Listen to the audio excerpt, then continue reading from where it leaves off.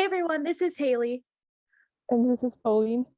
and this is the Sweet Podcast, the podcast where we talk about anything and everything Sweet Magnolias. So, for those of you who know us from the internet, we met through the show. So, we are two people very passionate about Sweet Magnolias, and we just wanted to create a safe and welcoming place to kind of talk about the show, what we like, what we don't like, and just share the love for the show.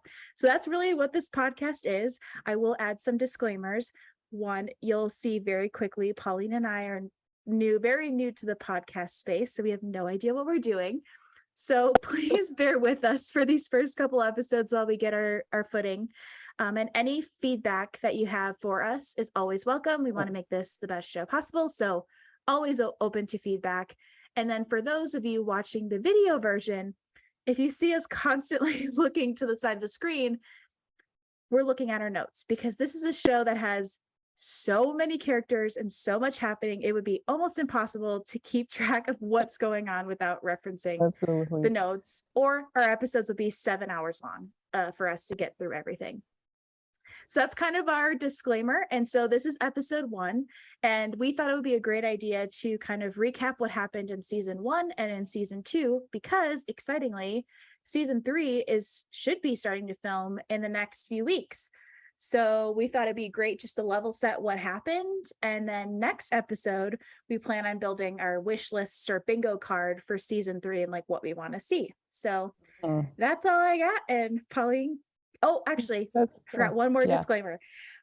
So how we're going to do this is start with season 1, and then we're going to talk through by character, because it would just be a very confusing if we did it in chronological order, and it would just take 7 times as long as how we're doing it here. So as we go through, we're just breaking up the main plot points by each character and just talking about how, like, what happens and how we feel about it. So that's my spiel.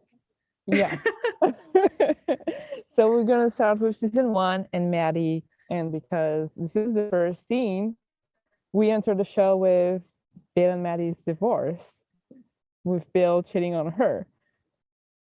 You can like feel my anger through the screen, because like I think we talked about this before. Cheating is never okay. I never condone it. But when you are married to someone like Maddie, why? I don't understand. Like, how are you cheating on someone like that? Realistically, you can't. Like, how? Like, she's beautiful, she's kind-hearted, she just puts everyone before herself, and I just but you know what, that if they want us to hate Bill, they do that right from the get-go, so I can't blame them. Like, he is the perfect cheating spouse, because you just no redeeming qualities, you just hate the man. There is nothing I like on Bill. No, and I know we didn't do a Bill section, but all I'll just say is I had high hopes for him at the end, never getting back together with Maddie, but maybe just becoming the father that he should be to his children. But we'll get into season 2 why that is never going to happen. So anyway, that's Bill in a nutshell, I guess I should say. Absolutely. And then there is Noreen, who enters the picture, who wants to force this relationship with the kids, and yet with only Kyle, who is trying to, but the others, they're not really in it, and I understand them. I was gonna say, I can't blame them, and we talked about this before too. Ty, with Noreen being what, 8 to 10 years old max, older than Ty, that can't feel good. And then, like you said, Noreen trying to force her way into this family and as a mother figure, which I get, in her mind, she doesn't see that when they were cheating, and now she's having to face it head on. I get it, but I don't agree with it, I guess is what I'm trying to say. But the thing you said about Kyle too, we'll talk about more when we get to his section, but that poor middle child, he's looking for like attention, and Noreen is the only one giving it to him in this hard time. And I always forget when I watched season 1 over again that he's so young. because he acts so mature in some instances. Mm-hmm. So I keep thinking he is a lot older than he is. So because you'll see when we talk about Kyle, I have a little bit of an issue with his self-centeredness. But now that I'm thinking about it, I'm like, well, yeah, he's what? Mm-hmm. He's got to be 13, maybe. 13 Like years. yeah. Yeah, I So think it's it 13. makes sense. Also, we've been talking about it too, but she knew that she was cheating with a married man. And Ugh, like, yuck. how do you think it's okay to force a relationship with the kids of this man? Well, I and don't a I big don't part of the show understand. too is the small town element. There's no way she didn't know. It's But okay. I know with small towns, it's hard to not know everyone's business. So it's Mm-hmm. hard for me to look at Noreen and be like, did you really not know? You had to have known he was married with children. He had to have had pictures in the office of the family or something, or heard people talking in the doctor's office. There's no way. Yeah. It's just Yeah. insane to me. Like Mm-hmm. But she had her little of happiness. She has mhm. Cal arriving into her life and being the greatest man ever. Yeah, you'll soon find out Pauline and I are big fans of Cal. We just love him. He's just a breath of fresh air, so Mm-hmm. kind and also so assertive in the best way possible. Like he is just someone who knows what he wants and is not afraid to say it, but also be there for Maddie Mm-hmm. in whatever, you know, in whatever way that she needs at the time. But and objectively he's hot. So like what you can't say, he's just No, perfect. He's a perfect yeah, specimen. yeah. We'll talk about that in season 2, but I like his growth through Mhm. since season 1 to season 2. But we'll talk about it for season 2. The big part with Maddie Mm-hmm. is her partnering with her friends to start a spa. And I think that comes from we also, you'll see, we love Paula on this channel. Her telling Maddie, rightfully so, that she has been selfless since she was married. She's put everyone else first, and now it's time for her to figure out what she wants to do in life, who she is. And we've got, Maddie is someone who has great friends in Helen and Dana Sue, who see like she just needs a kick in the butt to Mm-hmm. to move on. And that's kind of what the spa is. But I think that's Maddie in a nutshell. Yeah, season 1 Maddie is pretty much all of this. And All the then things. there is Helen, who realized we started the show with her realizing that she put her career first during her whole life, and now she wants to start a family, and she has this need of having a baby and having to deal with someone who doesn't want a baby, Oh, and that's hard. Ryan. Oh, Ryan. Yeah. I think you and I agree. Helen is probably our all-time favorite character. It swaps Mm-hmm. depending on the episode, but overall, she is our favorite Mm-hmm. because she's so funny. She's so strong. And I think that's why the storyline, even though she didn't have a lot going on in season 1, it was Mm-hmm. still powerful because she's coming to terms like, I helped everyone my whole life. And now I'm realizing, kind of similar to Maddie, I'm realizing what I want and I want to start a family. And at first she's getting back with her old high school crush with Ryan. Mm-hmm. And, she thinks maybe this could be the person that I start my family with. And it's hard because she already has that relationship with Ryan, but he's very straightforward. Like, I don't want that. That's not what I want in my life. And she had to make that hard decision to end things for good. And, but there's something good comes out of it is she realizes like, I don't need a man. I can do this Mm-hmm. myself. And that's kind of like where she leaves it with that. And that's explored more in season 2. But I love that. Like her independence is something I really like about Helen. Yeah, she's also have been the greatest for the kids, Dana Susan, Maddie's kids. Just like the scene she shared with Annie in season 1 is just so cute. We'll talk about it in season 2, but also the scene she shared with Ty. She's just like the best. That's why she has like a future episode who will be dedicated to her. She just cares so much about these people, and like I even like her relationship with Cece, because to Annie's point, which we'll get into more when we get to her section, but Cece is not nice to her, and Annie just can't wrap her mind around why Helen would be so kind and supportive of her. And Helen makes a good point, like you don't know what someone is going on or what's going on with someone at home or outside of the school. I'm not saying that's a reason for Cece to bully. Bullying is never okay, but it kind of just sheds some light on don't judge a book by its cover. And the fact that Helen does that and takes the time to kind of crack down on Cece's coldness and stone exterior, which is crazy because it clearly works, because Cece in season 2, I like her, which we can touch on in a second, but never thought I would. We've But come so far. we've come so far, and I think Helen, it's because of Helen, which I just love her. I love her. Thank you, Ellen. Thank you, Helen. We love you. We love you.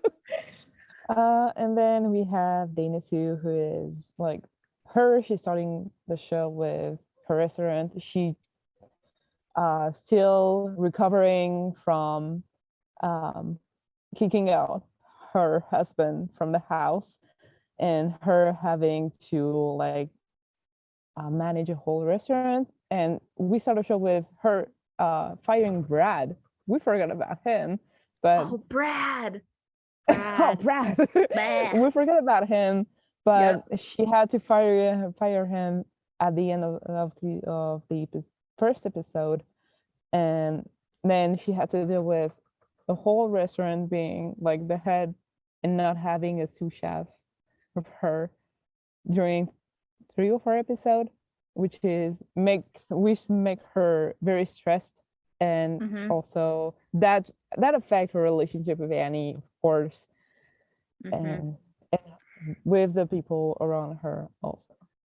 For sure. I just think about it. It's not like she's just a small town. I mean, it is a small town restaurant, but she's not just like this, side of the road diner.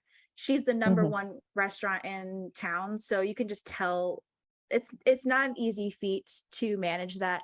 Plus managing a very rebellious and angry teenage daughter who blames her for everything, because I think a lot of teenagers blame their parents for everything. And also, like you said, dealing with what Ronnie, her ex, did to her without having anyone to really talk, or not being able to talk to Annie about it, because she's trying to protect that how Annie sees her dad. So that's a lot of pressure for one person, plus Brad making things a living hell.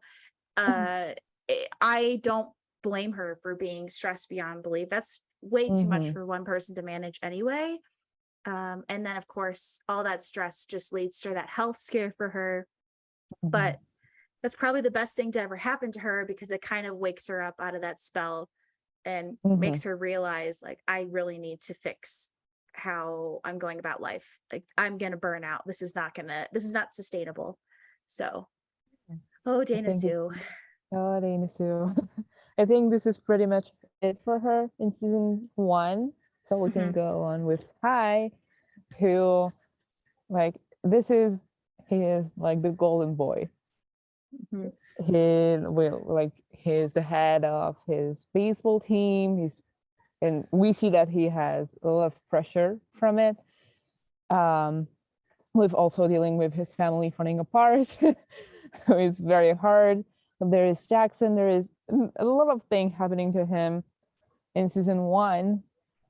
He has this pressure from his dad to become this huge baseball star, and he's gifted, like, we can't lie, but you can just tell it's become a routine for him, and it's what he's been expected to do. So when his family starts falling apart, he's struggling to keep his grades up, which is it can be pull him from the team.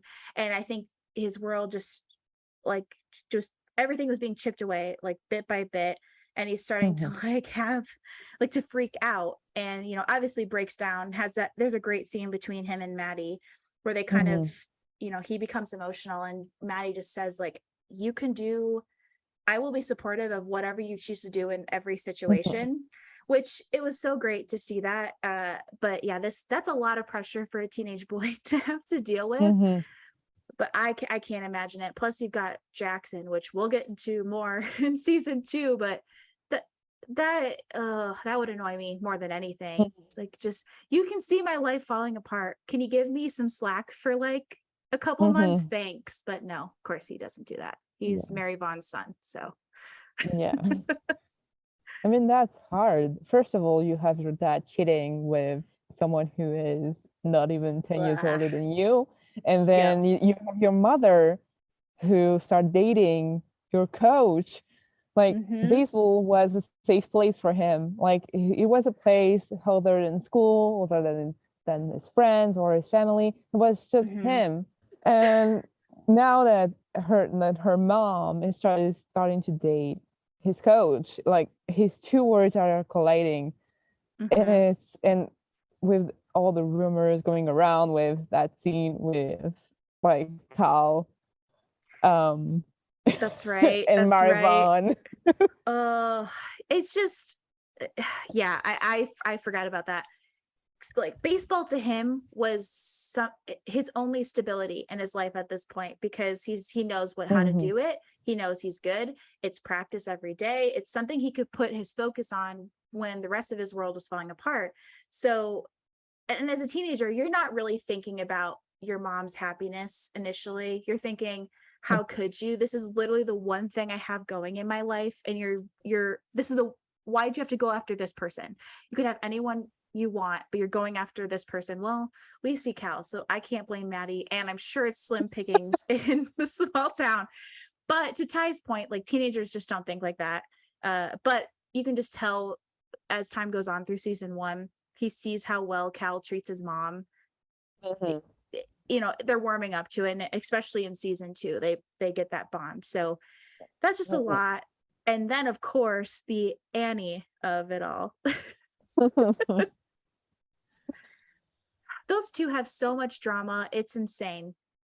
Like, we find out in season 2 that Ty did have a crush on her when they were very young, but we don't when we're we don't find that out until season 2. But once we're in season 1, it's kind of hard to read. Like, it's very clear he cares about her a lot, but we Mhm. don't know what that feeling is. And then, of course, Annie drunken kisses Ty, and it's the reaction he has after that kiss that makes me think there's some kind of rooted feeling still there. Like, the look on his Mhm. face was almost, oh my God, it actually happened. Not how I want it to happen, but it happened. And Mhm. it was a lot of stuff. And then he trying to take care of her and protect her when the voicemail situation happens. You can just tell it's like he's a dumb boy. He thinks date like, what did Gabe Mhm. say? He's like, oh, this is gonna end well when he starts dating Cece. Like, this is to protect Annie and to take the gossip away from her. I'm like, his his thought was sweet but dumb. Poor Gabe. He's probably just like shaking his head like, this is not gonna work. This is bad. This is bad. Oh, those two are messy. Uh, Messy, there, but we love there's them. yeah, yeah, yeah. Both we know, like we just know. I And think it's then I think just yeah. real quick, I think the kiss kind of was a big shock for them, because they both clearly had feelings for each other. Mhm. Not saying in what level or what capacity, but it's very clear that Annie's liked him for a long time. Sounds like Ty has liked her for a long time as well. Sorry. Um, it's okay. Bless you. And I think it's one of those things where it's not just a high school crush or like a first, or I guess it is first love. It's not like a high school crush or someone you're just like, oh, they're cute. Mhm. Like, I kind of like that, because we'll get into season 2 with that scene with Helen, but it very much is like they love each other. They're just Mhm. very nervous to make that first move, because what if it doesn't work? what if this makes it horrible because they clearly honor and love this relationship that they have, this friendship. And there's always that concern of jeopardizing that if they take that leap. But we'll talk about this in our season 3 episode. They've got to take the leap. Like, just do it. I can't sit and watch this anymore. But I think pretty much that's Ty and Annie in a nutshell. Yeah. And then we can go on with Annie, who also have a strained relationship with her mother, and because she feels that her mother is too hard on her. Like, she always expects the best, and it's hard to manage because I don't know how to explain it. Like, my thoughts are very mixed. But this is hard because when you put that pressure on yourself, like, everything can fall apart in a second. I think how I read that relationship between Dana Sue and Annie feels because her mom is sharp with her and, kind of, for lack of a better word, rude to Annie. It's because we know that she's stressed, but Annie is not seeing that firsthand. She knows she just thinks her mom is strict and doesn't really care for her. But as they break down their relationship and they kind of start to understand one another, you can just tell Dana Sue, I can't remember the exact quote, but she was like, I don't expect perfection. I just expect you to try. And, I know you're better than that, and things like that. So it kind of level sets what Annie was thinking. She's like, oh, I always thought my mom needed 100% or 0. Like, it was either I do everything at 100% all the time, or I'm just going to do nothing and just get in trouble anyway. And so that's why I like when they had their big fight, but then makeup. Yeah, it was very I clear. remember. Dana Sue was just like, I just want you to try and be a good person. That's all. Yeah. I'll be proud of you as long as you do that. And I think that took a lot of that pressure off from Annie when that scene happened. I think what she said was that people make mistakes, and that she will make mistakes, but she doesn't have to lie to her. And also, like, when Annie asked her why she's so mad for her taking vodka and getting drunk, she's just like, you lie to me, and don't lie to me. I want to be here for you. And then she's like, when Annie, she's like, I'm not you. She's like, yeah, you're better than me. So, like, I think, I don't know how to explain it again, but Dana Sue, she wants the best for, she's so sharp because she wants the best for her daughter. She wants to protect her, and because she's her only child. We'll get to this, but in season 2 there is a scene that really explain, like, I think the feelings she feels every day about that. Spot on. And Like, then, it's exactly how I feel. And I think, well, again, I know we're jumping all over, but with season 3, I'm sure we just want to see more of that dynamic because it was very lacking in season 2. But I think that conversation where I know what you're talking about with, like, the alcohol, and I think Dana Sue also said, it's not you I don't trust, it's other people. If Ty wasn't there, I was like, if Ty wasn't there, you don't know what, we kind of know what Jackson would have did. So it's just, it's a whole bunch of things. And I think that conversation is when they finally saw each other and, like, realized what they were both doing, where Annie was also unnecessarily cruel. And I think that just level set. So that was a good way for, Annie and Dana Sue's relationship to kind of it's not fixed, but on the path to fixing, I guess I should say. And I know we talked about the Ty of it all with Ty's section, but Annie clearly had the crush on him, made a drunken mistake, realized it was a mistake because she doesn't know. I think it's been hinting that she said what she said, that it was a mistake because she doesn't know how Ty feels, and she's not ready for that vulnerability yet to say, I really like you, because she has no inkling that he likes her, because she didn't see his face after the kiss. She doesn't know what's going on. And so I think it's an interesting dynamic where season 1 is clearly saying Annie's feelings are there even after the kiss, even though she told him there wasn't anything, because we see the looks of Ty and Cece together. And then that, is foreshadowed into what we'll talk about for season 2. Yeah, I think this is Annie season 1. And then we have Kyle, who again is part of the Townsend kids, so his life is falling apart too. And he's all alone, like he is living like the middle child crisis. Like, that poor child is just struggling. And it's hard because the parents are thinking more of Katie because she's really young and she doesn't understand what's going on. Ty's got his own thing and he's dealing it within his own way.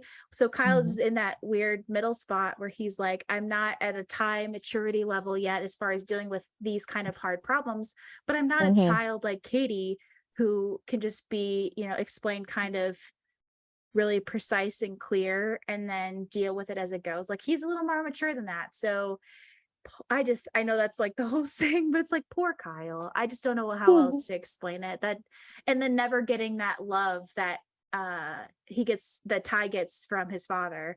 It's very clear that Kyle's never had that support. So I think that's another reason he gravitates toward Noreen, because if he's more supportive of Noreen, maybe his dad would be more supportive of him.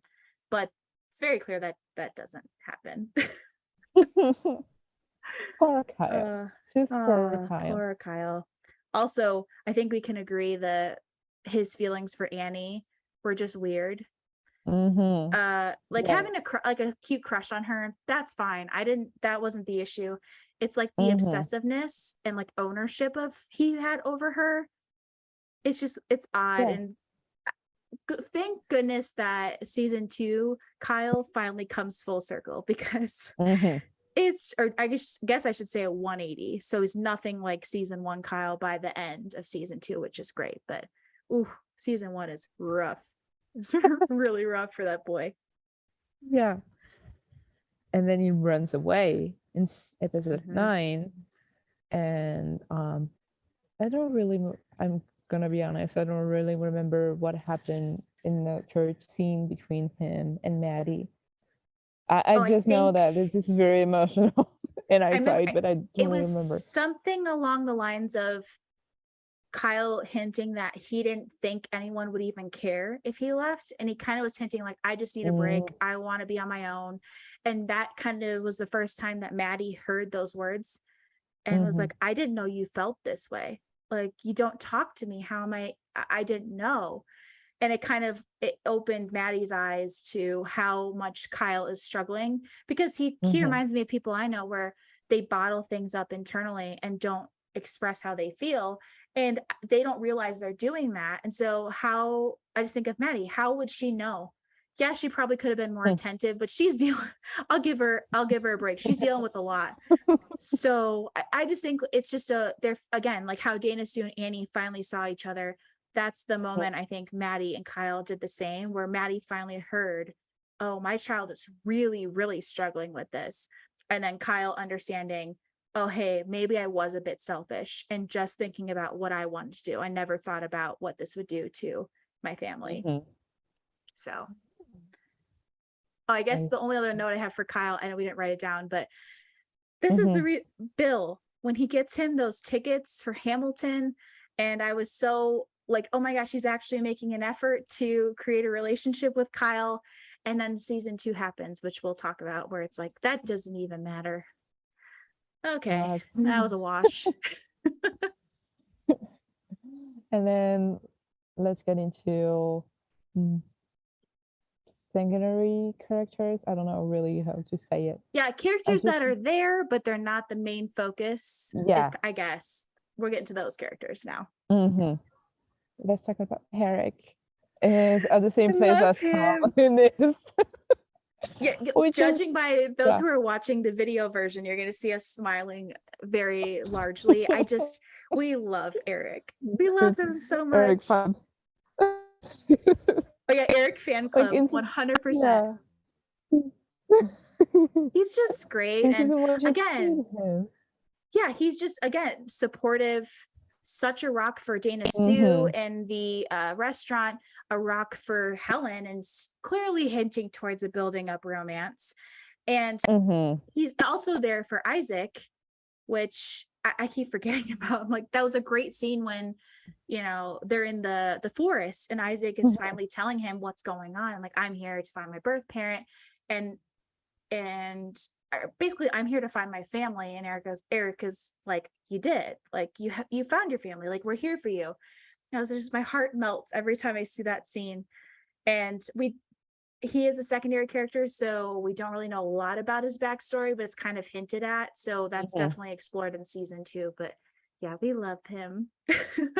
And then we have Isaac, I who was just is laughing at basically my notes for Isaac. It just says, for those who, it just says, who's the baby daddy? That's all I put under Isaac, because that's really all his story. That's basically his storyline for the entire yeah, season.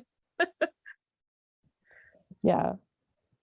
And Which, uh, that was shocking. Like the mother, no, but the father is shocking. But we'll talk about it in mm-hmm. season 2.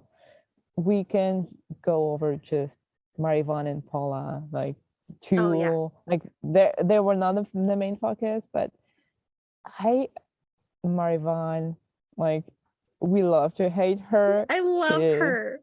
She's the absolutely perfect, exquisite.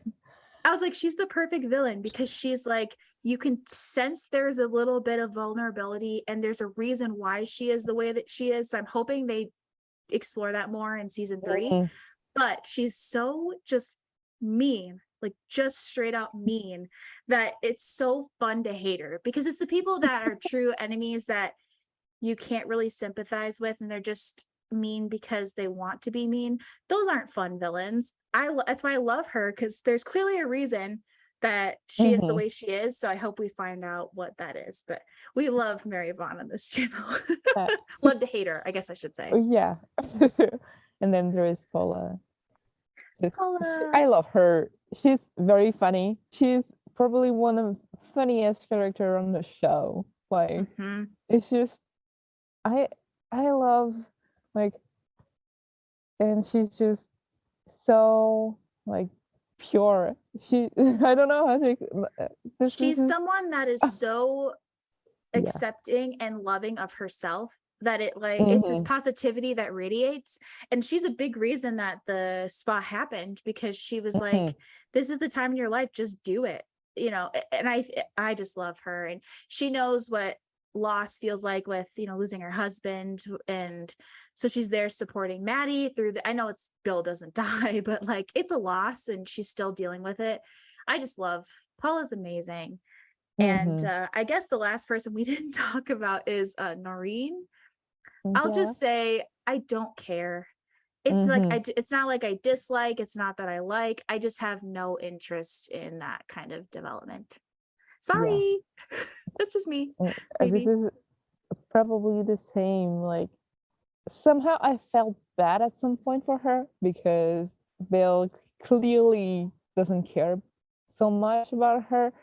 Mm-hmm. So there is a moment that I felt bad for her, Yeah, but overall, this is not a character that if she's not there, I it doesn't matter. it adds to the story in the first couple episodes, explaining why Bill and Maddie are Mm-hmm. breaking up. And there's that part you're talking about where she kind of stepping out of this, you know, Bill's wife or soon to be wife situation, and like, I deserve Mm-hmm. better for me and my unborn child, which that part I did kind of feel for her, but it feels one dimensional. Like, I can't connect with her. She doesn't feel warm. I know she had those scenes with Kyle, but I don't know. There's just something about it for me where it's like, again, I don't hate it. I don't love it. It's just, it's Mm-hmm. fine. And personally, maybe unpopular opinion, but I'd rather just remove Bill and Noreen and save that screen time for like Trotter, Mm-hmm. Eric, more of the teenagers, or Mary Vaughn. Like, I just want to see more of the characters that we've already established a lot more with, to use Mm-hmm. that screen time. I'll leave it there, but that's how I feel. I do agree. I do agree with that. And then, of course, we finish with the big cliffhanger of season one. Mm-hmm. Who is in a car? The big car accident. Yep. Which was torture because now that I think about it, it was almost 2 or 2.5 years from that finale to the first episode of season 2.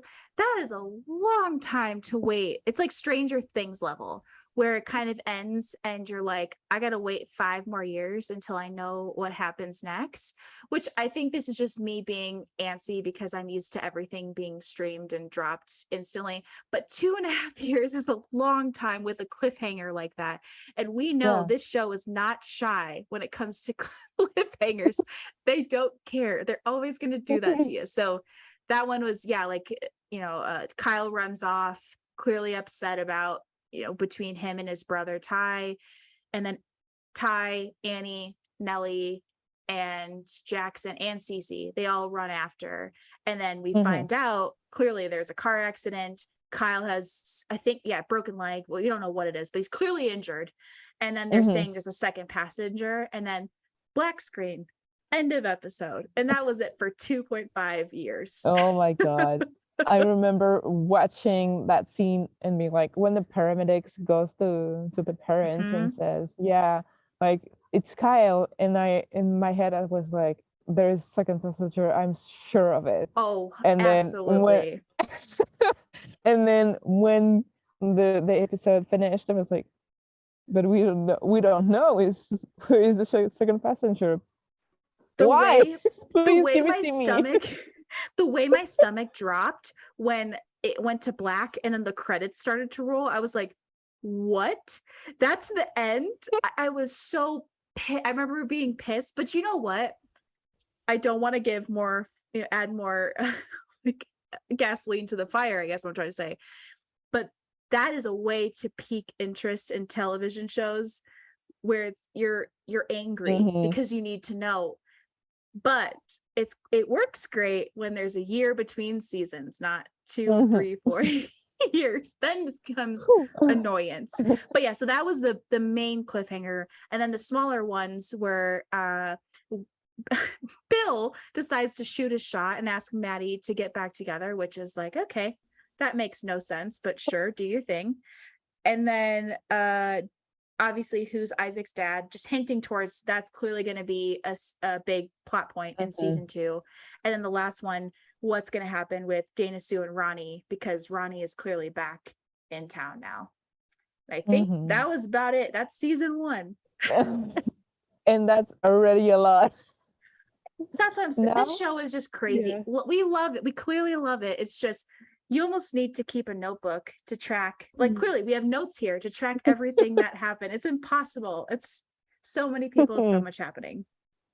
So now let's get into season 2, which is clearly not the same as season 1. Like season 1 has, there's obviously drama, but there's this warm sense and there's happiness and bright. And then season 2 goes like, yeah, let's nix the bright and happiness stuff. No one likes that. It's going to be torture, torture, torture for the entire season. It's insane, the change between season 1 and 2. Yeah. So I think we can start again with Maddie, who has to deal with Kyle being involved in that car accident and its behavior aftermath.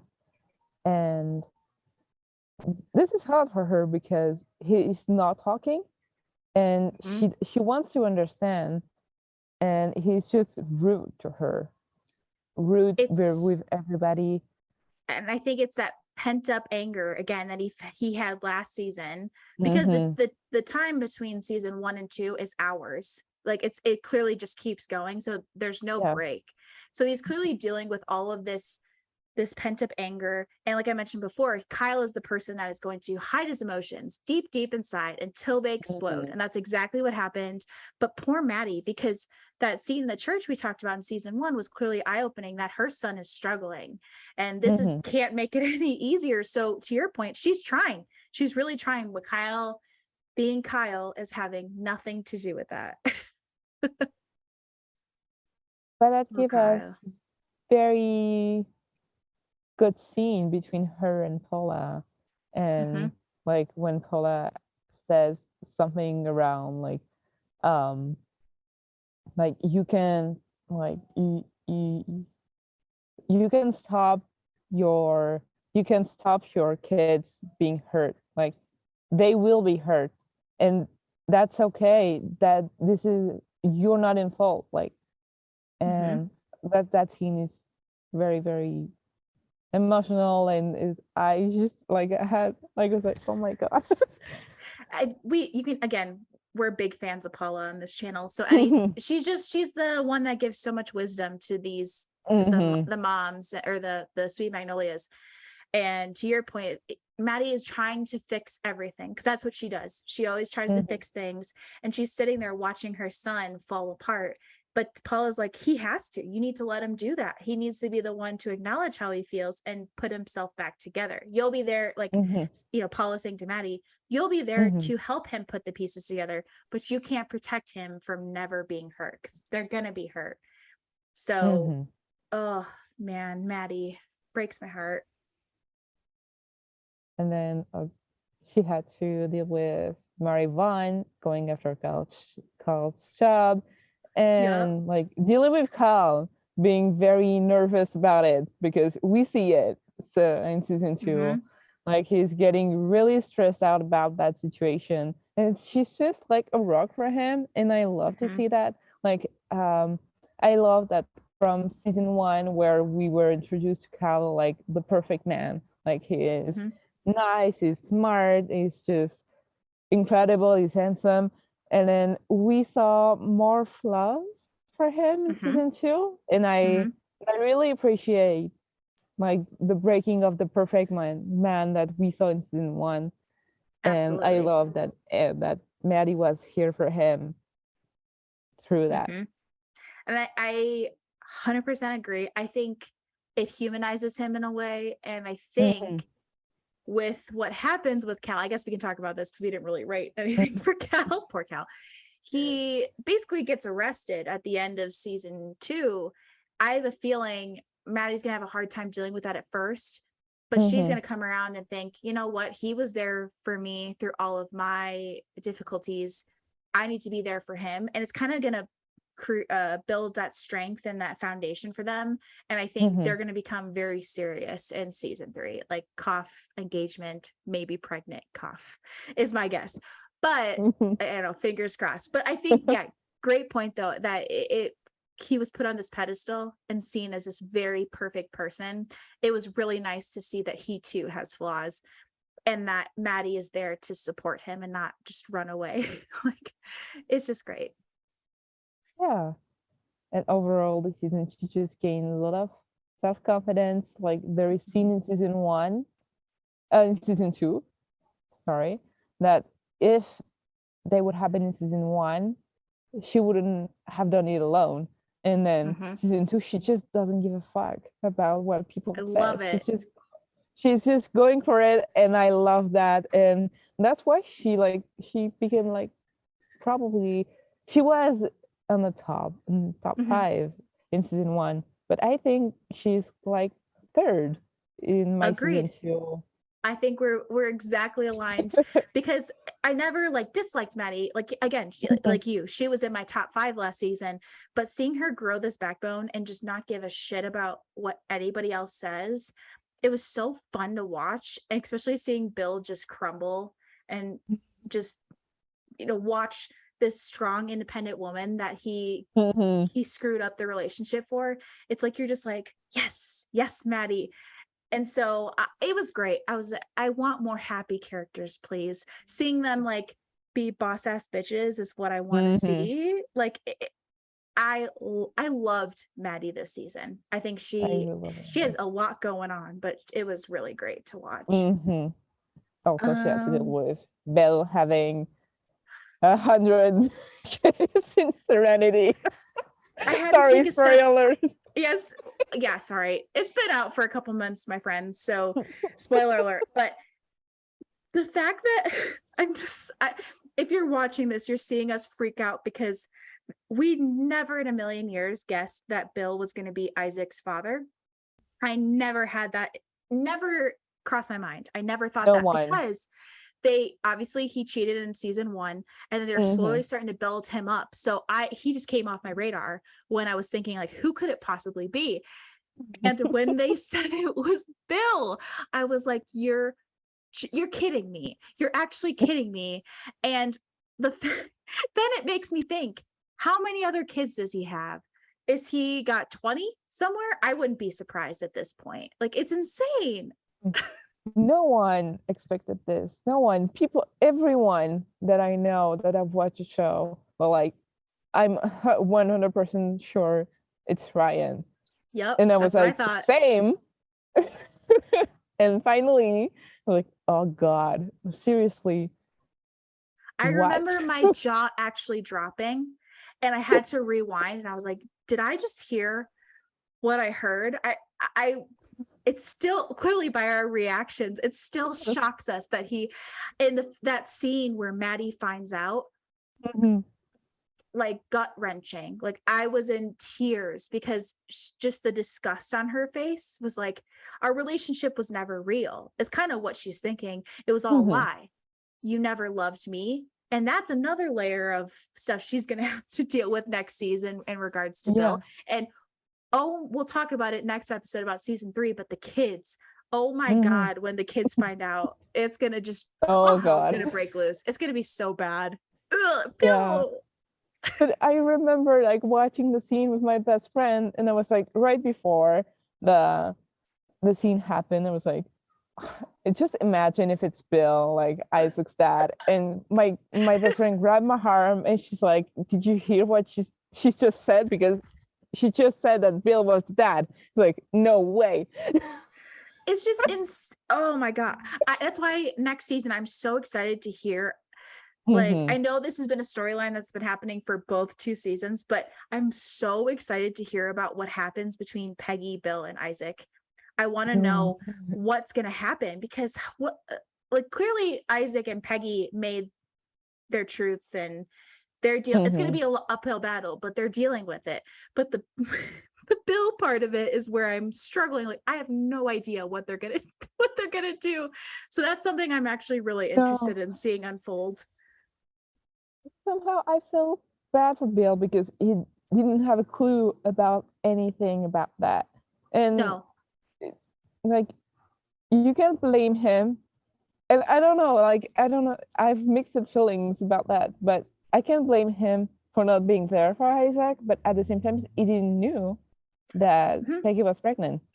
So I'm more mad at him for just cheating in the first place. Yeah. But like, to your point, how would he know that? Like, no one ever gave him an inkling that he had a second child, or a 4th child, I guess, which is 5th child. I'm like counting all of them. A 5th child. But I had to do the math. Oh my gosh. Yeah. So yeah, I'm with you. Like, I can't blame him for not being there. And I hope Isaac doesn't too, because like, they're going to have some tension, but Bill's going to be like, I didn't know. I had no idea. Because the scary thing is, if Bill would have found out, would Maddie and him have gotten married? Would they have had the children? Like, probably not. And it's going to blow shit up. Like, when the town finds out about this, it's going to be bad. Because they're going to find out, especially with, we'll talk about this in a second, but the Serenity drama account that's happening, they're going to find out through that. I didn't thought about that. Oh my God, I didn't thought about that. Because they're going to be trying to deal with it in a private matter. Someone's going to find out. And like, what if it's Ty who starts to trust Lily and he's trying to talk to someone about it and she just... God. I think we have possibilities to add this. Are endless. I think we have to add this to the bingo card for next episode. Yeah, I'm telling you, maybe that's because I know for a fact it's going to be like, all hell's going to break loose when people find out. And it's not going to be, I have something to tell you. It's going to be, oh shoot, everyone knows. Now I got to deal with it, because that's what happens in Serenity. So craziness happening in the Townsend household. Yikes. You have 5 kids with 3 different women. That's what I was like doing the math. I was like, wait a second. What? 5 children. Oh, Bill. We don't know. Maybe he's going to have a 6th kid. As I'm saying, he's got a 6, 7, 8, 9, 10 somewhere. I wouldn't be surprised at this rate. Now I'm like, I don't trust him. And his redemption arc that I thought was coming, gone. How do you come back from this? I really don't know how. You can't. You really can't. You just can't. But yeah, Helen is next. Our favorite person. Who had to deal with a miscarriage. And I'm so mad at the writers for putting her through that. Like, she deserves some happiness, and they could have been great if she was pregnant through the whole season 2 and she had her baby in season 3. But no, they had to like hurt her over and over again because she had like the breakup at the end of season 1, and then this. Please let our precious Helen just get an ounce of happiness, because Eric and her are lovey-dovey and it's looking great, but then he finds out that she wants to be a mother and is taking this seriously, and she basically lays down the law, and she's like, you either are supportive of this or you're not. I'm not asking you to be a part of this, but this is happening in my life and you have that choice. And it's just clear that it started to pick away at their relationship, and it ended, which was heartbreaking. Then, of course, her miscarriage, which was the hardest scene to watch in the entire season. It made me so emotional. But please let her be happy. There's plenty of drama that's going to be interesting for us to watch, to see her pregnant and dealing with that. Like, that is interesting enough for me. Please, writers, we're begging you, next season, let Helen be pregnant and start this life on her own while Eric deals with his own stuff and can come back to Helen. That's our dream wish, which we'll talk about more in our bingo card, but let the woman be happy, please. That's what we want. And then we have to talk about Ryan's proposal at the very end of season 2. Yep. Please, Ellen, say no. Yeah, I think it's a situation like Bill asking to be with Maddie. I think she's gonna she'll contemplate it maybe for an episode and really go think about it, and she's gonna say, nah, I don't need this. You're changing your mind. Why are you coming back and saying, like, you were so stern about not wanting a family? If I was Helen, that would be some major red flags to me. Like, why all of a sudden are you changing? I understand someone close to you died, and maybe that's a part of it, but if I was Helen, the back of my mind, I'd always be worried he'd be like, you know what? Parenthood isn't really right for me, and leave. So that wouldn't be good for me. So yeah, the Ryan thing, I think, was just another shock value that's not going to really go anywhere, in my opinion, because I don't want to see it. But we were dead on when we were predicting for season 2. We knew he was coming back. We're like, they've got to. They got, like, Eric and Helen have this on again, off again thing. They're going to obviously throw something else in the pot. Yeah. We've been very, very right when we were predicting season 2 stuff. Like, a lot of things happen. A lot, more than not, I'd say. Yeah. So this season 3 thing is going to be interesting then. We got to really think about this. Yeah. And that's also proof that we should be in the writer's room. If any writers are listening to this and you need 2 apprentices, we are happy to help. We know a lot about the show. We're very passionate about it. We have a lot of ideas. So, which you'll get a glimpse of next episode. It's going to be a long episode, I know. Next one. But yeah, I think that's Helen just dealing with wanting to become the parent still, figuring out how to do that, and then Ryan, of course, is there to add more pressure to that. So that's Helen. And now Dana Sue, who have 2 love interests at once. Yeah, and Dana I can't Sue. blame her to be like torn about it, because on one side you have Ronnie, and the other side you have Jeremy, both very good looking.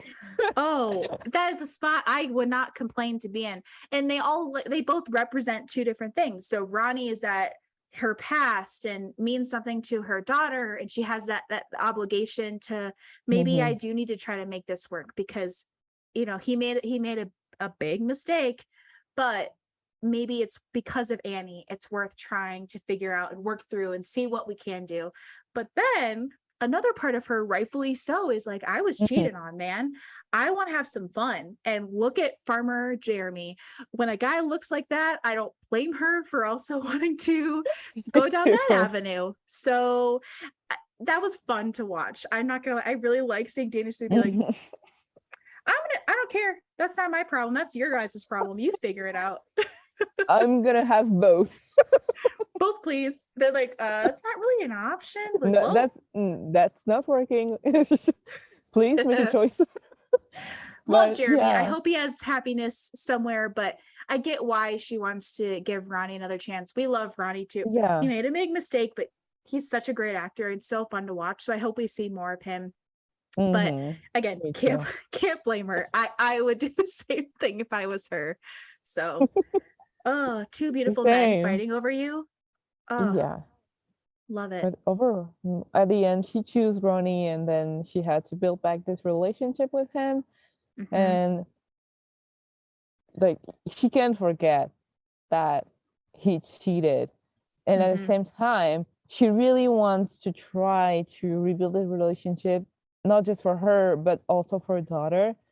And I think this is basically like the whole storyline of Dana Sue is, first of all, finding her own happiness, and she has to, and for this she has to like make it clear with the people around her, especially Ronnie. And then I think that she loves him very deeply and she wants to be with him. But I hope that they don't. Yeah, I get why she totally wants to try to make things work with Ronnie. In the end, it does make sense. My fear for next season, they're gonna take the road of Ronnie at first saying, well, I cheated because you were emotionally unavailable. All you thought about was the restaurant. I don't want that. I don't want him to blame Dana Sue. Like, I have this gut feeling they're going to say it was both our faults. Do you know what I mean? Like, they're going to say Ronnie cheated because like they didn't work. Like, they had this, they're falling out and Dana Sue only cared about the restaurant, because that's not an excuse, my friend. You could have talked to her about it, gone to therapy or something, but you just chose to cheat. So like you chose to do that. I'm just putting a preface there that I have a gut feeling this is going to happen next season, and I do not want it. So please, writers, if that's in the script, can we axe that? Can we try something else? Because I never want Dana Sue to feel guilty for him cheating, because that should not be something she's guilty for if her husband didn't take the effort to make it work. Like, if he didn't feel like there was nothing else, if he felt like there's nothing else there, why not get divorced? Like, I want to just preface that, because after thinking about this, I have a bad feeling that's gonna happen. Oh, don't do it, Ronnie. No, don't do it. Please don't. Please don't. Yeah. And then one of the main things that happened to her also was Kyle buying the house of the restaurant. And again, this is a new kind of relationship that she has to like manage, because it's Kyle. She knows him and he's involved with one of her best friends. And if it doesn't work out, I think she's very scared about that. If it doesn't work out with him, if they fight, that could break her friendship with Maddie. And you're like, no, I have a feeling what's going to happen is it's going to not work out. Not that they're like angry at each other, but it's going to be like, hey, Cal, thank you for stepping up when I really needed someone. But it's very clear we both want different things. It's not working. And so Ronnie will step in replace of Kyle. My God, Cal. That'd been weird. But I could see maybe Ronnie coming in and saying, like, hey, like, let me help you. We built this restaurant together. I know how to do it. and her like kind of breaking down. Again, that's just me speculating, but I just have a feeling Cal, oh my God. Cal is gonna have a lot on his plate next season. So how is this restaurant thing gonna pan in? We'll see, but I just feel like that's gonna be a lot. A lot. You're right. And then I think we can go on with Ty, who I think we think both this is the character who has the best development through the whole season. Just it was like a 10 out of 10 for me. It was a 10 out of 10. I have no complaints. I have zero complaints because we saw the vulnerability, we saw the acceptance of his feelings, which we'll get into, but it's like it literally went from 0 to 10 and every chapter felt thought through, it felt finished, it felt complete, which unfortunately we'll get into more, did not happen with a lot of the other characters. So the ones we've talked about so far plus Ty, I feel like had the strongest part. Everybody else, it felt kind of weird, which we'll get into, but 100% agree. Ty was the standout of this season. I was so interested in everything that had to do with him, and he was so endearing, and I just love him. Like, I think number one of the season. I know we always say Helen is our favorite, but Helen went to number 2 for me just for this season. Yeah. But it really, the only bad thing somehow is just the way he treated Cece, but it's a little thing. But you almost can't hate him for that because he's a teenage boy that literally doesn't think about what he's doing. I honestly think like when Cece was calling him out on his shit, rightfully so, he looked dumbfounded, like, what are you talking? Like, I don't know what you're talking about. Because in his mind, he has not processed that. Again, not making excuses for how he was treating Cece, but I think that they made it clear that there's a reason why he's doing it. Which I'm like, wow, full circle, full development. It's just, you can just tell his character was so thought out this season, except the weird episode 1 in the hospital where like everything, I know it's hectic, and then all of a sudden he's fist fighting Jackson, and then that was the only part that just was like, huh? I mean, I guess okay, sure, maybe, what? But other than that, I was like, I think it's a 10 out of 10. I've literally no complaints. I could talk about just the Ty storyline alone for an entire episode. It was just so good. Yeah, I loved also seeing him like stepping out from baseball and just having other interests, music. I love to see that, and I love you had like super cute scene between him and Katie singing together. Oh, that was adorable.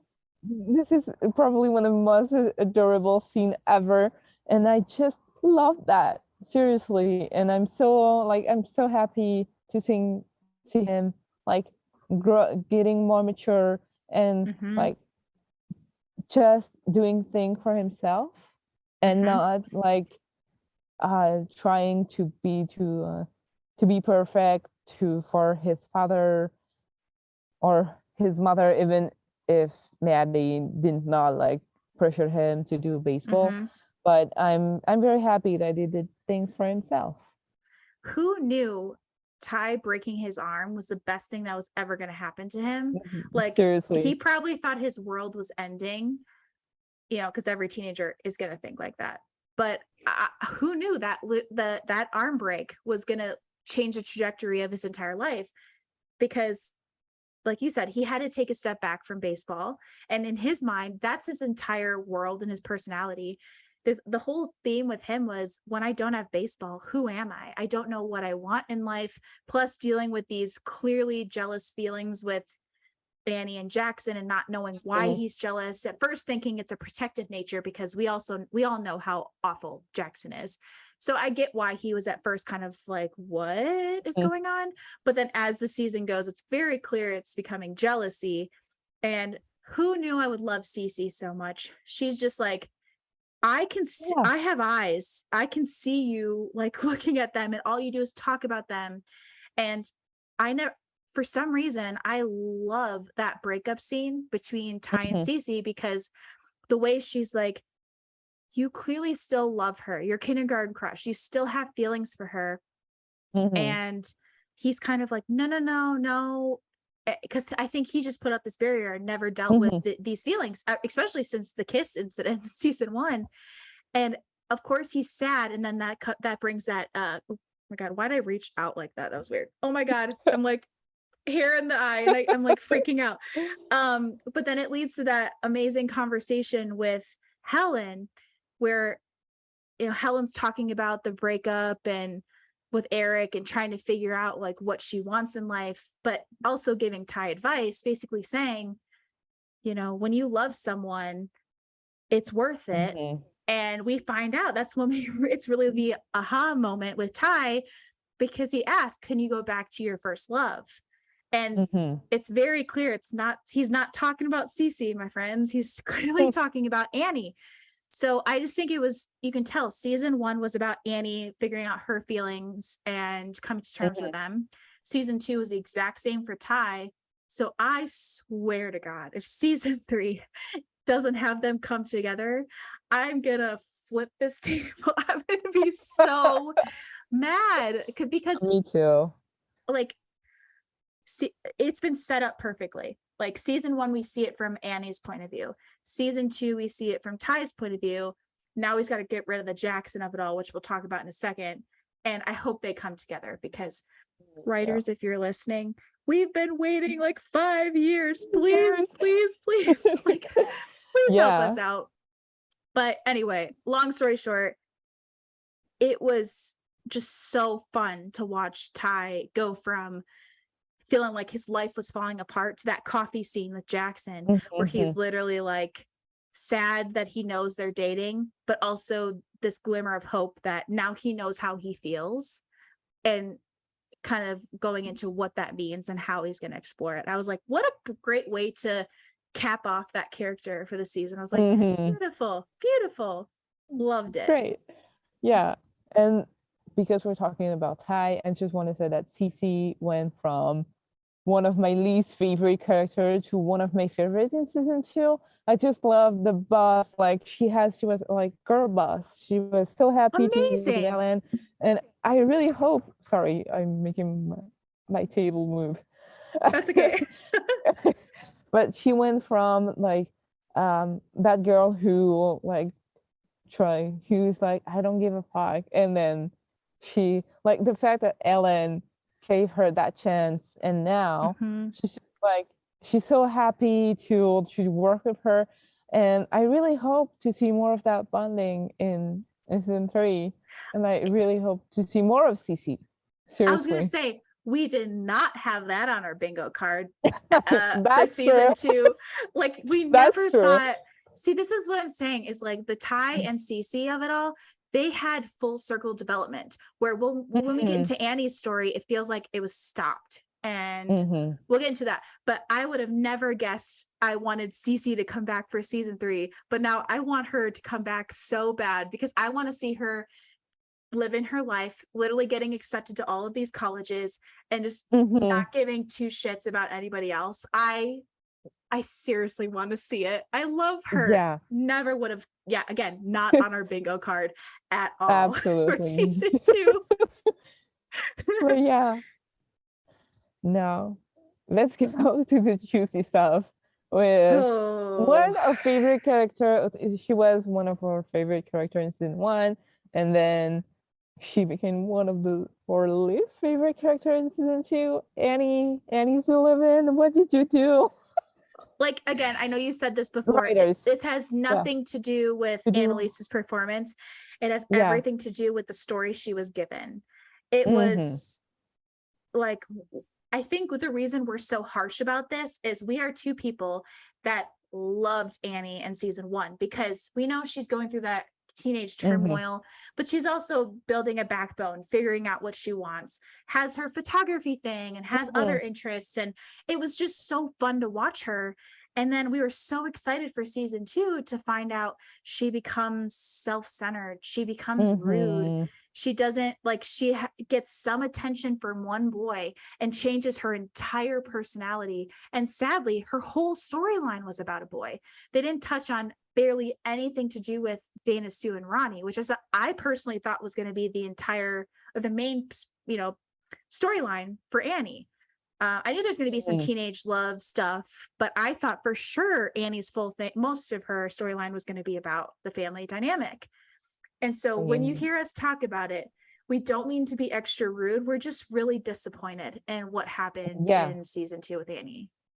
Yeah, because I can understand that she wants to grow out this bubble that she created with the Thompson boys. She wants to be her own person, but it was very unnecessary the fact that the writers just decided to make her very rude to Ty. Like every time she sees him, she's like super mean. I think like there's no explanation for it. Zero reason. My only guess is I noticed something with watching some of these episodes back. Anytime Annie had a scene with Ty, she would cross her arms and become like really closed off. I'm wondering if it was like a coping mechanism and like deflection. Like she did it so that Ty would just leave her alone to deal with her stuff. Is it the right thing to do? No. And is that exactly what happened? Again, no, I'm just guessing. But that's the only thing I can think of because like you said, there's no explanation. She was just all of a sudden from that accident so rude. And I think a part of it too was in season 1 it ends with Jackson picking on her again, and then we go to the hospital, the emergency waiting room, which is what, 30-40 minutes after that. She's making puppy dog eyes because Jackson looks sad in the corner, and we're like, what? And then Annie got mad at Ty like from that instant. So I think it has something to do with the fact that they were fighting. Like Ty was fighting Jackson when she knew he was sad. It makes no sense because it's like, Annie, this is the guy that literally leaked your embarrassing voicemail to the entire school. This is the guy that almost took advantage of you while you were intoxicated. I don't care what anyone says. Everyone can have a redemption arc, but I was bullied in high school by someone that reminds me a lot of Jackson. So I think that's why I'm so passionate about this, because I watch it and we got on good terms when we left. So I wouldn't consider him a friend, but I'm like, we're neutral. I don't hate you. You don't hate me anymore. Like, let's just move on. I could never in my mind picture dating that person with all the stuff that they did to me. Even though we've kind of moved past it, I could never date that person. And I think you and I are in agreement where we 100% expected Annie to date someone else. The problem is it was Jackson. I think it was chosen because it would make the Ty jealous, which I understand to an extent, but it could have been anybody else. Bring someone new in, Simon, somebody. Like, it did not have to be Jackson. There was just a lot of problems with it that I don't, and we could be wrong, but I personally think the writers didn't think about it. They were just like, oh, the jealousy element, let's make it happen. Yeah, and I think we already talked about it, but they could have, no shame to Artemis, because she did a really great job by playing Lily, but they could have changed Lily's character to a new boy. Yeah, it could have been a new love interest for Annie. She could have met him at church or at the hospital waiting for Kyle. It could have been way better, and the jealousy stuff would have been the same. Like, yeah, exactly. I think they chose it because it was Jackson, so it's gonna irk Ty, I think, more than her dating. But they could have gotten around that. They could have said, "Oh, it's like Cece could have still known that Ty was still watching and kind of curious about it," because maybe they did the angle of, well, Ty thinking, well, Annie doesn't really know him. He's the new guy. We don't know anything about him, and then they could have gone with that route, and it would have given the same ending. Yeah. It's just, I'm fine with Jackson making a redemption arc, but something doesn't feel genuine with it. That it's that last scene that comes to mind when it's him and Annie fearing that they're going to have to break up because of the pressures from their friends and family. Annie's kind of still in that lovey-dovey phase where, like, this guy is paying attention to me. But Jackson is clearly like, no one's going to stand in the way of us getting together. I'm like, if a guy talked to me like that, and not like a, no, we got this, babe, like it's us. He's clearly like, no, you and me are going to be together. I was kind of like, this is not cute. This is not romantic. No. This is weird.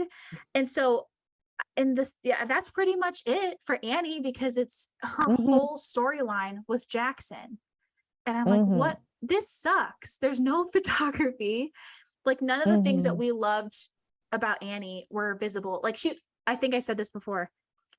Annie season 1 is a completely different person than Annie season 2. I did not recognize Annie. She was just, even when she was rude to her parents, it was hard to watch. I was like, this sucks. I don't want to watch this anymore, which sucks because she was a favorite character. Yeah.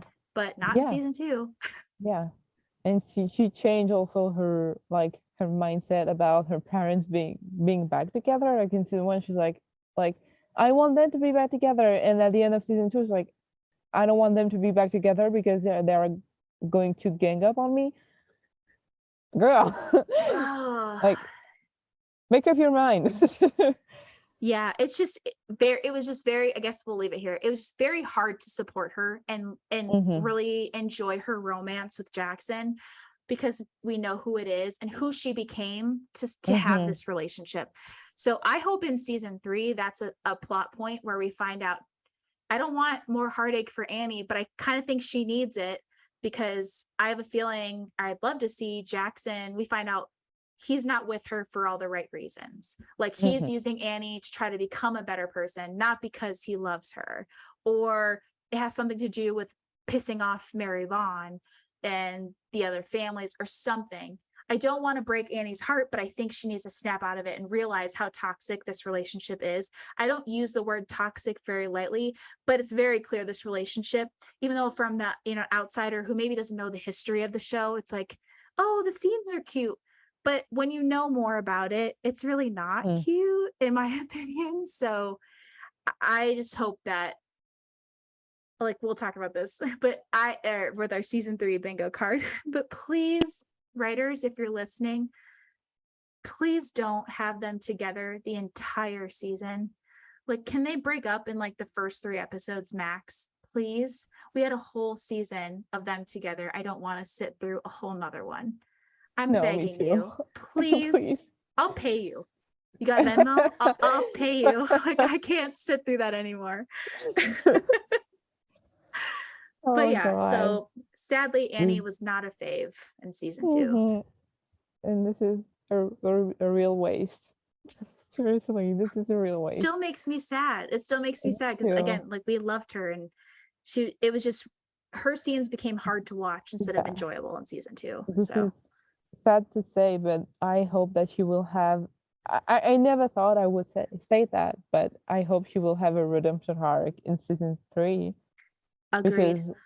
Because now she's not, clearly not, and I think, like, we've talked about it too, like, it's maybe too much, but like season 1 Annie could have been a friend. In season 2 Annie, this is probably some people I would despise.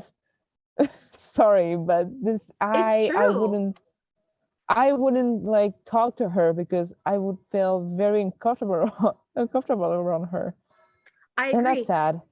It's the fact that you said Annie and redemption arc like in the same sentence makes me really sad, but it's true. Like, I want season 1, I want a stronger season 1 Annie back. I want like a Maddie kind of feel in season 2. I want Annie to kind of have that kind of thing happen, but also acknowledge her mistakes. Like, I want her to acknowledge, hey, Ty, I was really rude to you. I was just dealing with a lot of stuff. I want her to really work on that relationship with her family, because the way that she talked to her mom and it treated her mom was horrible. And she's just like, oh, I'm being rebellious. I have a cute boyfriend now. It's like, that doesn't mean you can become a jerk to the people that were there for you. Like, I'm sorry. I guess we'll get off our Annie soapbox, but we clearly I think the reason we're so passionate and we were just so disappointed in what happened in season 2 with Annie. But this is our opinion, and we're not taking away anything that Sam or Annalise did in season 2, because they did a really, really great job And I think it's important to remind this because we don't want like hate about that. And this is not Mm-mm. hate toward her because we love her. This is it. It's all of this is about the storylines that the characters were Hmm. given in season 2. That's where we have the issues with. Nothing to do with the actors portraying them. They Hmm. did great with the material they were given, I guess is how I'll say it. Yeah. But I think that's about it for Annie. Yeah. That was long. But now let's get Sorry, we just into have a lot of feelings about Annie. yeah. But now we can get into Kyle. I was going to say Ty. No, Kyle, who has to deal with the aftermath of the car accident and a lot of Mm-hmm. anger. And because like through the first part of season 2, like he was, I don't know, like I keep forgetting the words, but he was just rude to everybody. He was rude to his Mm-hmm. mother, to like his brother, everyone, even Annie, making her cry and run away. That was horrible. That was horrible to watch. I think And then, it's a lot of it's a lot of pent up anger and a lot of emotion he never dealt with. And like, mm-hmm, excuse me, like I mentioned earlier, he's just someone you can tell keeps everything bottled in and explodes, which mm-hmm, let me tell you, friends, I used to do that. That is not healthy and it okay, doesn't help anyone. So you can just tell, like watching it, that's why I'm noticing it. I'm like, you can just tell he mm-hmm, is someone who he thinks everyone is able to understand how he feels, even though he's not mm-hmm, sharing anything. And that's mm-hmm, why he just explodes. But then, we get those good conversations between Maddie and Kyle where they set everything. Like you can't like mm-hmm, Maddie basically reiterates what she said in season 1 in a lack of better words. Stop being selfish. You have people that love you. Things are good in life. You just need to find what interests you and what makes you happy. Like in a nutshell, that's what everyone has been telling him. Like, we're here for you. You just need to find an yeah, outlet. You need to find something else that makes you happy and stop living in the pity party, basically, is mm-hmm. what it is. But the fact that he got finally friends his age that have the same interests and that Yay. is like what was her name? Is Sophia I think name? so. Oh, it's something with an S. Yeah, I can't remember. Yeah, I think it's Sophia or Sophie. But the fact that she appears like at the right moment for him, Mm-hmm. it's just I really hope to see a little more about her and Willow in season 3 because Mm-hmm. I think she's just with Nelly, like the three of them are really like the best thing that happened to Kyle in season 2. And I'm very happy to see him being happy and having like an interest and being like less focused on being like Ty and being his Mm-hmm. own person. I agree. I think that, having his friend group, having a girlfriend, having this theater outlet, and finally working through that anger. Kyle's Mm-hmm. a character I hope in season 3, just no issues. Like obviously dealing with the Isaac part, like the big things of the season, but I hope it's just us seeing him having a good Mm-hmm. time, going on cute dates with Nelly, and just being a kid. Like that's what I hope we see with him, because Mm-hmm. that boy has been through more turmoil than a lot of these characters have in 2 Ooh, seasons. Like yeah. it's insane. And I know this is probably an unpopular opinion, but it's been a lot of Kyle. So I'd kind of like him to take a step back in season 3, just being the cutesy scenes, the happy scenes, and give a little bit Mm-hmm. more time to like, I want more Eric. I want more Trotter, if I can talk Trotter. I want more like teens. I just want more of like a Mm-hmm. balance between characters. And I think having Kyle set back a little bit and bye bye Noreen and Bill, like that'll work for me. Me too. And just finishing with the Kyle and Nelly kiss. That was so cute. So cute. By the time like we got to those scenes, that you could already see a huge shift in Mm-hmm. Kyle's just like personality, his happiness. He just became way more likable, in my opinion. Mm-hmm. Bless Nellie. I think she is the one that kind of kicked him in the ass to be like, stop acting like that. Like, you're better than that. And them being together was so cute. So I really hope we see more of them. Yeah. So he had good development in season 2. Not the same as 5, but I think that the second half of season 2 really Mm-hmm. like gave him his chance, and I'm very happy to see that for him. I Agreed. think that's it for him in season Yep. 2.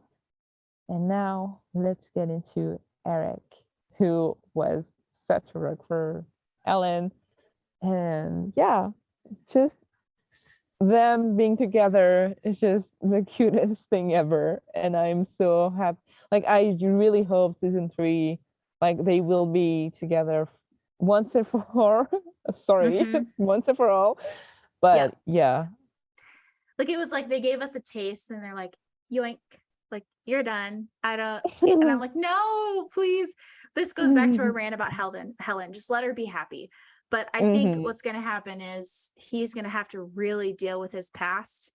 And then once he's kind of dealt with that on his own, he comes to Helen and, explains why he was acting the way he was, and explain, like, I just needed to work through my past, and that, like, I love you and I want to be there for you. Like, I think that would be the perfect way to get them together, because then Helen doesn't feel like he's just saying that because he feels bad, or it's like a Mhm. Ryan situation where she thinks he's going to change his mind. I just want to make sure he's forthcoming to her, saying, like, this is why I was distant. Like, this is why I think, things blew up with us. I had a lot of stuff in my past that I need to deal with before I could Mhm. truly be with you. So I just love that, man. I think this is basically everything for Eric, but I think this is already very good. And again, season 3, and I hope that they will give them quality content. Yes, please. Yes, please.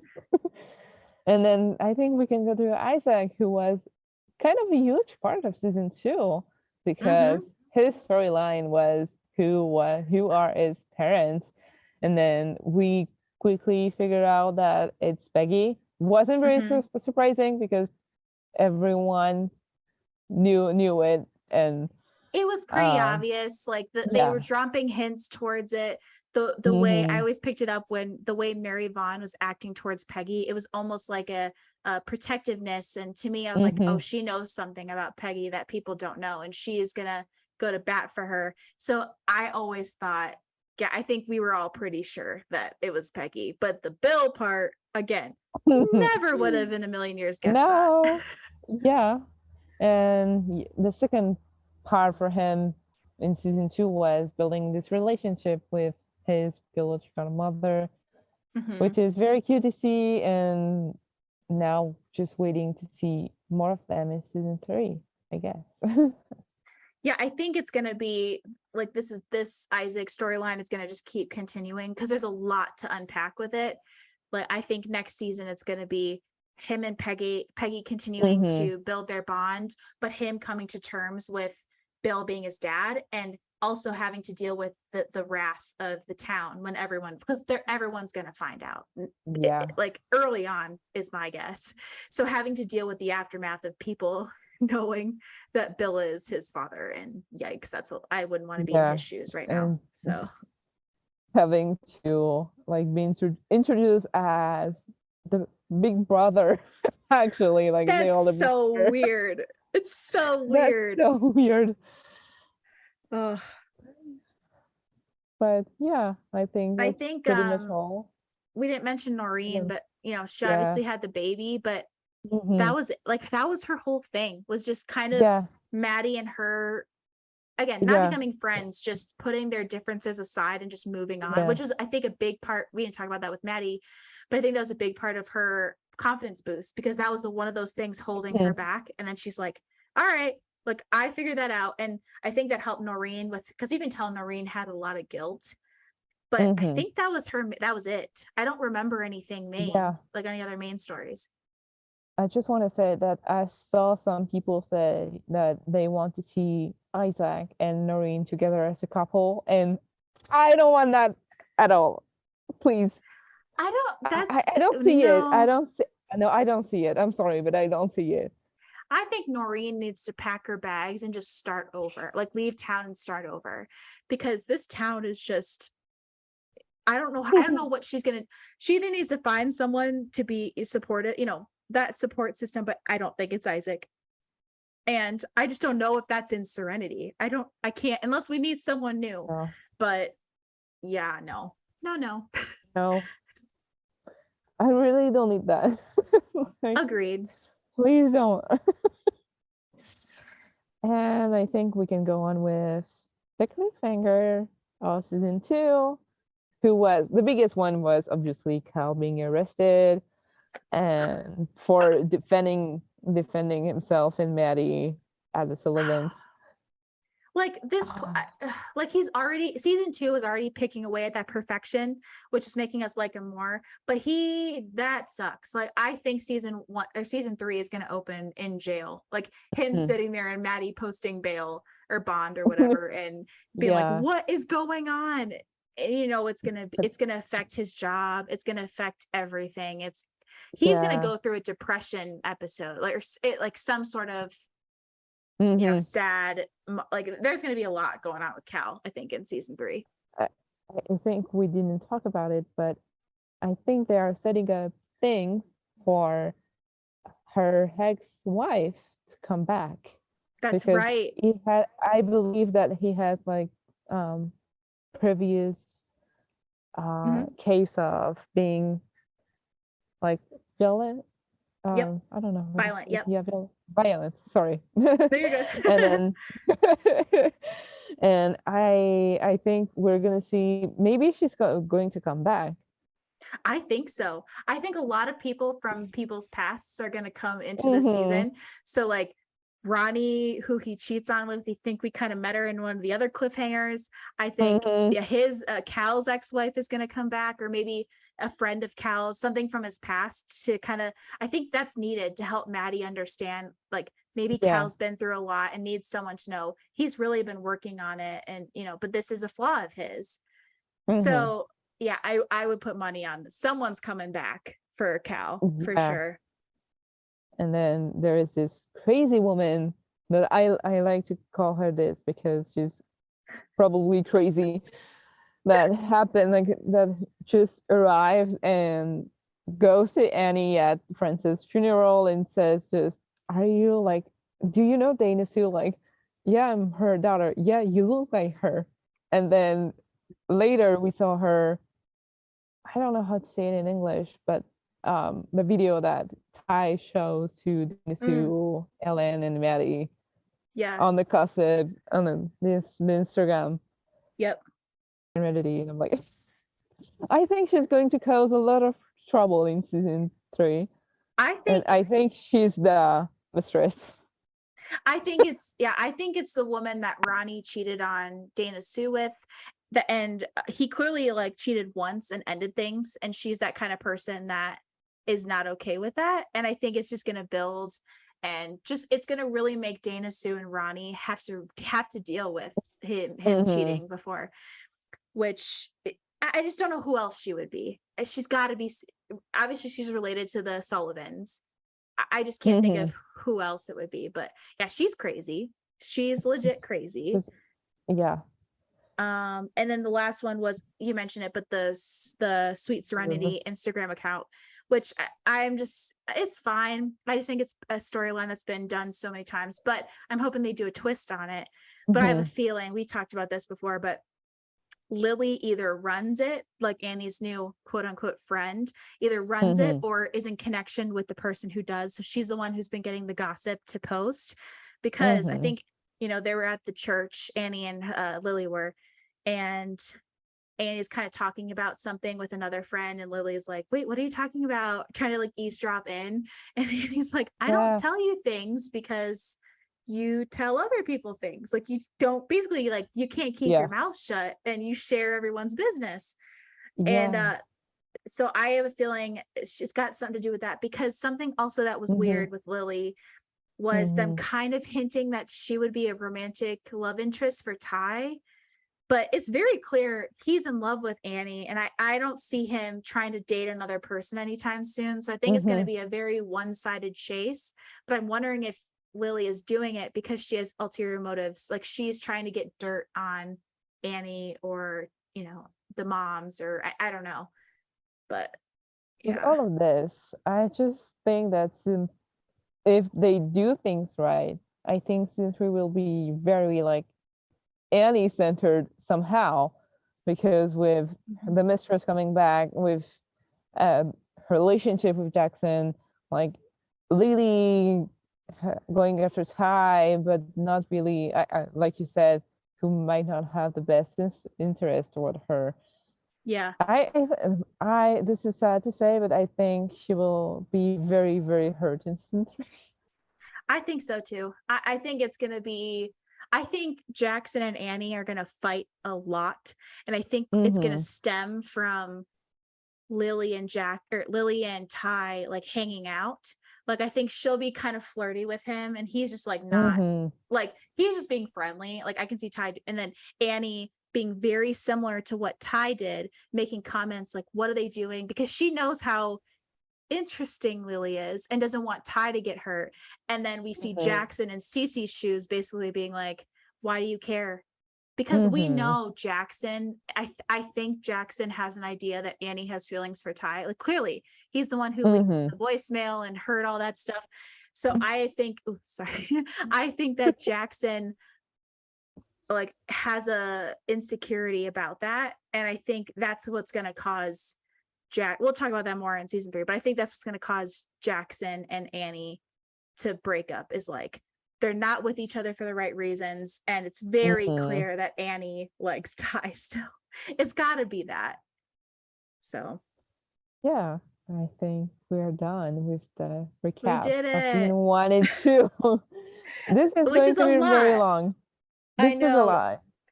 But I think it was important to do this little recap, this huge recap. Huge. And I um, like, to your point too, everyone can interpret the show differently, but we want to make sure mhm, as we go into our season 3 bingo cards, you guys can understand where we're coming from and how we view the mhm, show, because it'll just make a lot more sense for a season 3 card, but or bingo mhm, card or wish list or however you want to say it. But yeah, that was pretty much everything that happened in season 2 and mhm. 1. And yeah, that's I about think it. that's it. All right. Well, thank you everyone for watching. Again, let us know what And you think. listening. Yeah, and thinking, And listening. listening. I was like listening and watching. I had all the words jumbled in my Yeah. head. But thank you so much, and definitely let us know if there's any other topics you're interested in us covering related to the show. Mhm. We're definitely open to that. But yeah, we really appreciate you guys listening. So thank you, Thank you. everyone.